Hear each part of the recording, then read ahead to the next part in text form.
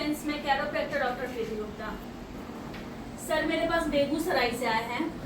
Sir को गर्दन और कमर की प्रॉब्लम है, यानी गर्दन का नस दबा हुआ है। ये इस पार्ट का इनका नस दबा हुआ है 5-6 का। इसके वजह से इनके हाथ में पेन आता है, ये बहुत शोल्डर में पेन रहता है, और कमर के वजह से इनके पैर में पेन रहता है।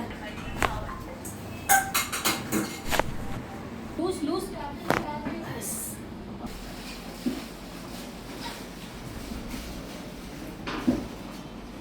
सांस लीजिए, लूज लूज।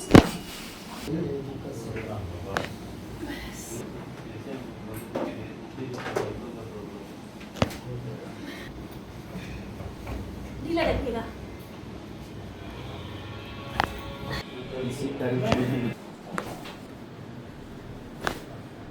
लंबा सांस लीजिए, छोड़ दीजिए।